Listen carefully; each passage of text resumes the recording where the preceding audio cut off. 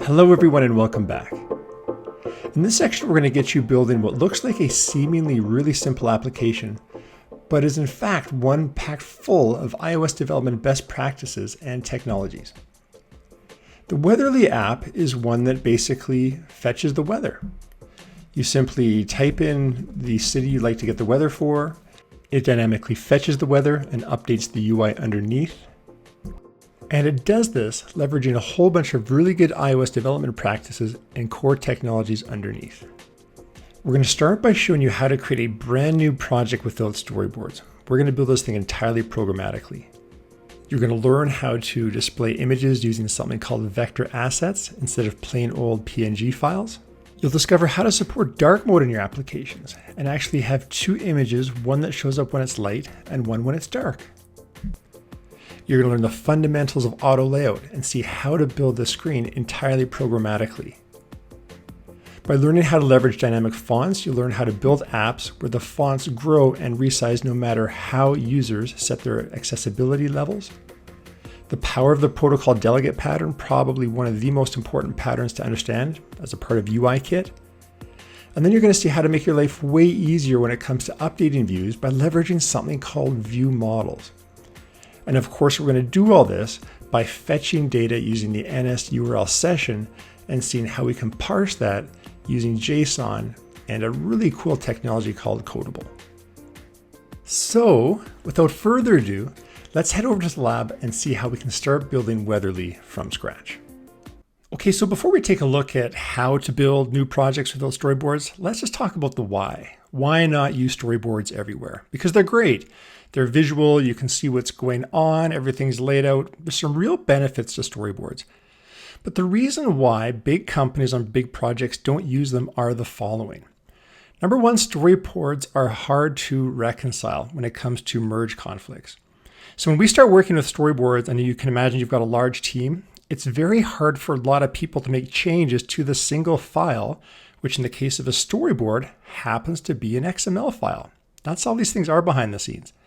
So code reviews become very difficult. It's very hard to see what's actually going on by looking at an XML file and trying to approve some code. Also, the storyboard can get really confusing as the app grows in complexity. You can imagine a really big app with lots of screens, lots of flows, onboarding. It can get pretty confusing pretty quick. And all of this really does two things that we really don't like when it comes to app development in iOS. One is it hinders reuse because we can't easily extract reusable components and reuse them in other parts of the application. And secondly, storyboards are really tough and hard to refactor. They're really brittle, they discourage change, and that's not good. We want to be changing our software all the time. So for these reasons, this is why you won't see a lot of really big professionally built apps using storyboards. So through that lens, let's now go into the lab and see how to build a brand new iOS project without storyboards.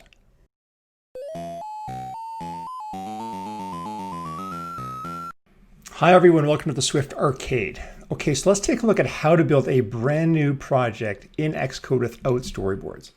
So for the first thing, let's fire up Xcode and let's go and create a brand new project. So let's go File, New Project. Or if you like shortcut keys, you can go Shift Command N. So I'm going to do that now.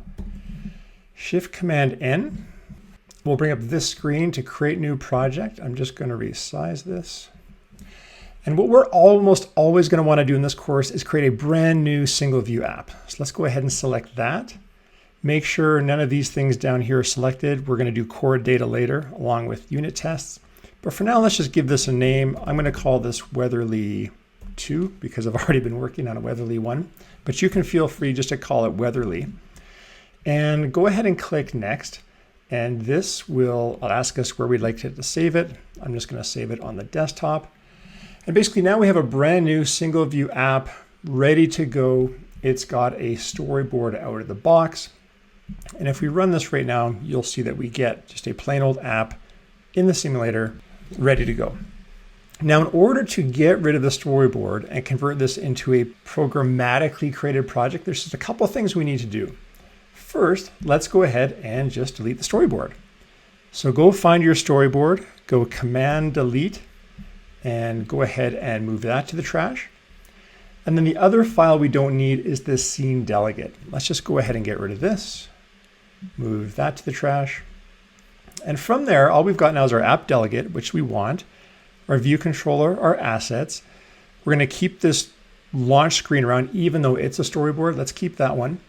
And there's just two other entries we need to get rid of in our info P list, which actually tell our project to launch with the storyboard. So first we're going to go in there and look for an entry called main storyboard file base name. It should be down about 2/3 of the way down. Click that minus sign just to get rid of that entry. And then we can also get rid of the application scene manifest. Go ahead and get rid of that. So we've deleted some files. We've made some plist entries. Now we just need to go into the app delegate and tell our app how we would like to launch it. And this is where we're going to point it to a very specific view controller, specifically this one. First off, go ahead and delete everything you see there. We can always add these back later if we need them, but for now we're just going to ignore them. And here I'm going to show you a really cool technique that really helps improve productivity. This is called a code snippet. You can access them by hitting this plus sign here on the upper right-hand corner, and this will give you a list of pre-built code snippets that are already in Xcode. So if you couldn't remember how to do a for statement, you could go ahead and double-click that, and it would give you one there. And there's a whole bunch in there, and I encourage you to go ahead and explore them. What I really want to show you, though, is how you can create your own code snippets, which are really handy for accessing bits of code that you'd rather not memorize, but sometimes you want to have really readily available at your fingertips. So for me, I've created a code snippet called No Storyboards, and it just looks like this. It basically gives me the code to grab a window, make it key invisible, set some background color, and then specify in the root view controller what view controller I would like to launch when I run the app. And that's really it. That's all there is to removing the storyboards and running the project. If I go Command R or hit the play button, I can now run this and I have a fully versed, fully ready to go project without storyboards. So really, really cool. The way you can create these code snippets is you can highlight the code that you'd like to create a code snippet around, right click, and then go create code snippet. And that will pop up this dialog with a little entry here where you can give it a name, just click done. And now whenever you'd like to access that code snippet, simply delete what you've got, come back up here, find your code snippet and drop it in.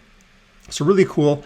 I use it a lot of times for stuff exactly like this. I've also got another one for no storyboards in a nav bar, because sometimes my design, I want to see what it's going to look like embedded in a navigation controller. Really cool, simple way of doing it. I've got a code snippet here that looks exactly like the previous one we see with the windows and everything. Only now, instead of putting my view controller directly in the root, I first embed it in a navigation controller. And if I run that now, I will now see my view controller with a nice little nav bar at the top here, and I can continue developing from there. So that's how we create brand new projects without storyboards. That's how we can use code snippets to help us improve our productivity.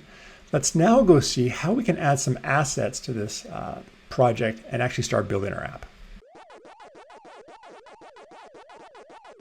Okay, so the first thing we're going to do in order to start building this app is we're going to add a nice background image here into our app as an asset. So if we click on assets, we'll see right now there's nothing in there. This, of course, is where we hold all of the images in our application. But if we go to the Finder and we navigate down to the clip art directory, you should see a Weathery directory in there. Go ahead and grab that background PNG and just drag it into the assets just like this. And that will drop the assets in there and of course show this as a single retina image. We don't have the ×2 and the ×3. You'll see why in just a moment. But basically we've now added an image into an asset catalog, and now we can use this to build the application. Now of course if we go to our app delegate and we see what view controller is actually going to run, it's this one right here. It's view controller, the default view controller we're given when we create the application. I like to just rename that to something a little more descriptive, something like maybe weather view controller. So let's go ahead and rename that. Let's go ahead and then also rename the corresponding file name. And let's go back to the app delegate and rename it here. So now we've got weather controller. And actually, I'm not going to do this navigation controller that I have here. We're just going to go brand new weather controller, weather view controller here. And if we just hit Command R, that should run. And basically, we're back to where we were, which is with a blank slate. Okay, but to get this now, let's go into this weather controller. And now I'm going to introduce you to AutoLayout. Now, don't worry, we're going to do a deeper dive in AutoLayout here. I'm just going to code up how to add this image as a background to this view. But just follow along, start getting used to the language, and hopefully when we get to AutoLayout in depth, it'll start to make a little bit more sense. Also, you'll notice that sometimes this debug window pops up here. I'm going to be closing it periodically by going Shift Command Y. That's just a little shortcut key to toggle the bottom there. Shift Command Y, and that just gives us a little bit more real estate while we're working. Okay, but here we are in our weather view controller, and the first thing we want to do is to add a image view to our view. So we're simply going to do that by starting and typing out. We're going to go let background view. We're just going to say that's equal to a brand new UI image view, just like that. So now that we've got a background view, what we need to do is style it and lay it out in our app, just like you see here. And what I usually like to do when I do that is I break that up into two different steps.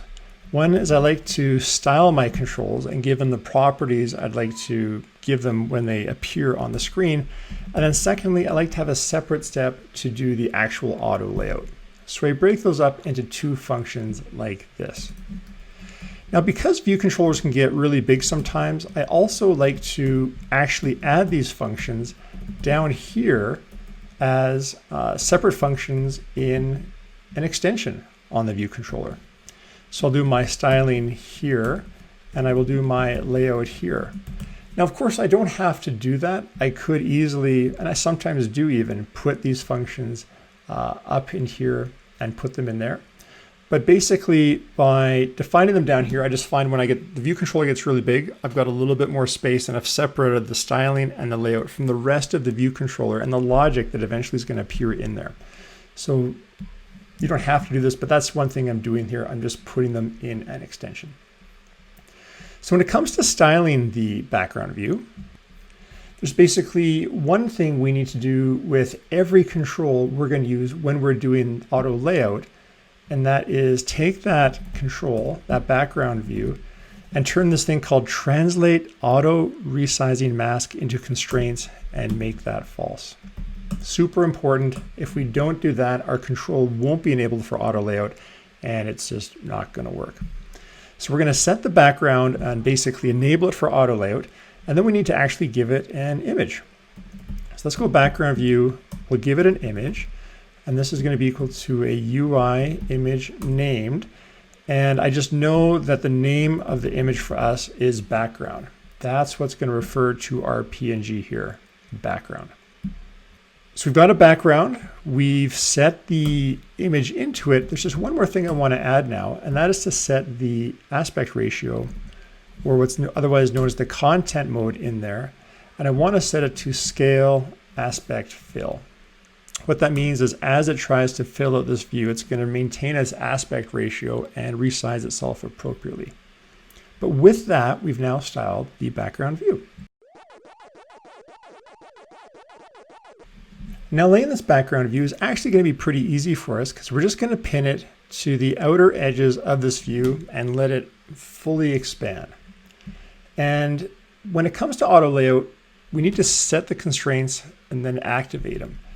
And because we are going to be doing this a lot, I have a shortcut key here, one called Activate Constraints Array.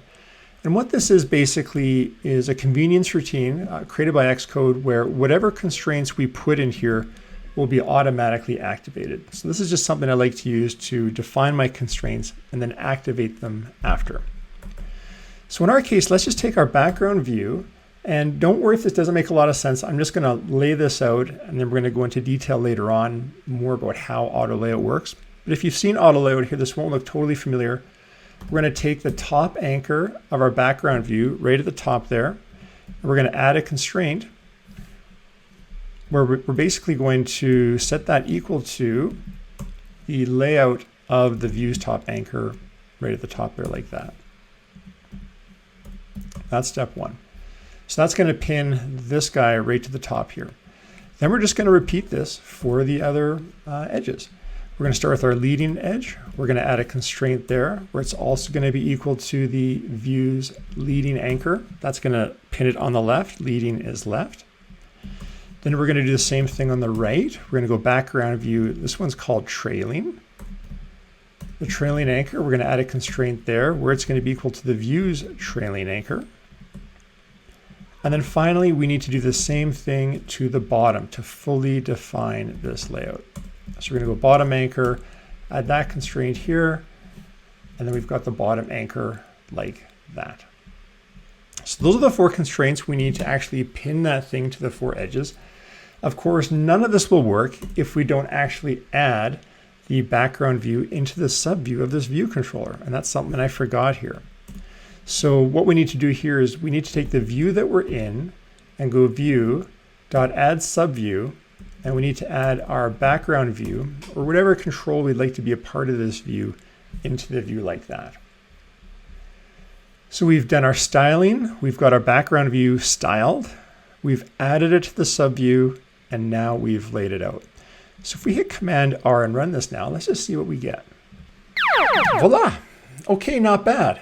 We've got a background view here. It's fully pinned to the outer edges. Pretty good. But if we look closely, we'll see that this one that we've added from our background of this PNG file, it's not quite as clear and crisp as the one on the right. And that's because PNGs become pixelated. Now what that means is, and the reason why Apple has these things called different retina displays, is as the screen of our phone becomes more and more increased in resolution, viewers can get really crisp pictures on the iPhone, which is why they're beautiful. And of course, as screen sizes grow, we need to take our pictures and, from a retina point of view, add higher, more crisper resolutions of them as we go. That's what retina display is. That's kind of how it works. But in our case here, because we've just got this one level PNG, it's not that crisp. Now we could go back to our designer and ask for a retina display of a ×2 and a ×3, and that might look even better. And for photographs, we need to do that.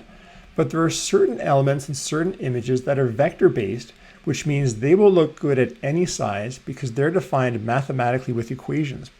What that means is they will scale up as large as we want them to be and scale down as small as we need them to be without losing any of their resolution. It's really beautiful.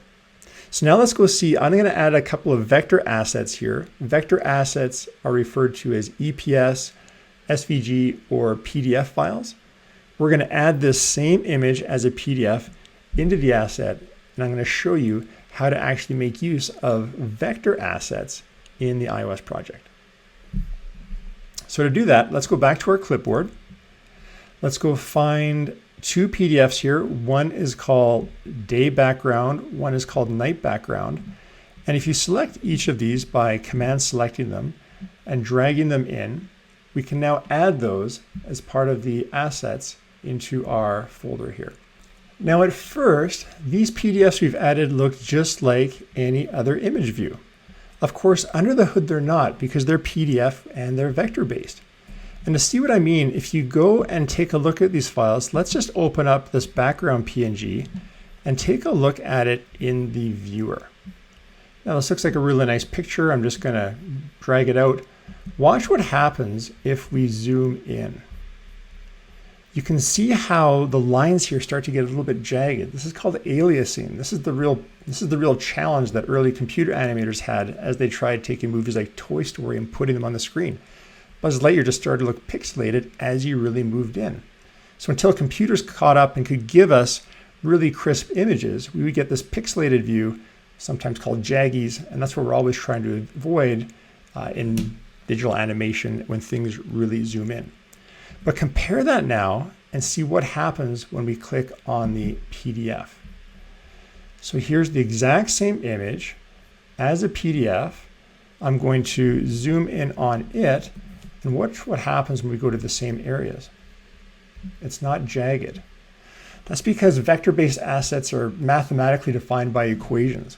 This line here, it's probably a Bezier curve, is just defined as a mathematical equation, and not every point is defined like a pixel here on the PNG. That's the difference between the PNG and the PDF. So we can make use of and leverage these PDFs in our apps. And let's go do that now. Let's go back to our project here. Let's click on this background and let's just get rid of the PNG that we've got here. Let's just delete it like this. Let's click on Dave background and let's just rename it background because this is the one we're actually going to use. And if we bring up the side menu here, in order to use this as a PDF, there's just two things we need to do. One, we need to click this preserve vector data, which means use the vector data when you're being rendered. And two, when it comes to scales, pick single scale. That's going to get rid of the 3 retina display box, display it just as one single PDF, and now this is ready to be used. So if we rerun our application now, it's going to grab this background, put it in display, and voila, look how much clearer that is. Isn't that beautiful? We don't have any jaggies here. It's a beautifully rendered PDF, and this is how we can make use of vector assets in our apps. Way crisper, much better. Can't do it for photographs, but for anything that has vector-based art or something your designers are producing, ask for the PDF and use it in the app. Hey everyone, are you still with me? Thanks for hanging in there. I know this was a longer video. I just wanted to say thanks for hanging out. This is actually a course that I was going to create and release on Udemy, but I got into the course and so much has changed. I decided to make this freely available and just release it as is on my YouTube channel. So do come back because we're going to continue doing a whole bunch of great things as we build up this Weathery app. We're going to be able to do great searches. We'll do location-based searches, a whole bunch of great stuff. We'll get into unit testing, JSON parsing, HTTP calls. I've got a whole bunch of videos geared up towards this. If you're interested in seeing how to professionally continue building out an app like this, do come back. And if you can't wait, just check out the source code. It should be in the repository, and also do hit subscribe and come back and you'll see the latest videos. Okay, thanks so much for coming, everyone. That's all for today. We'll see you next time. Bye-bye.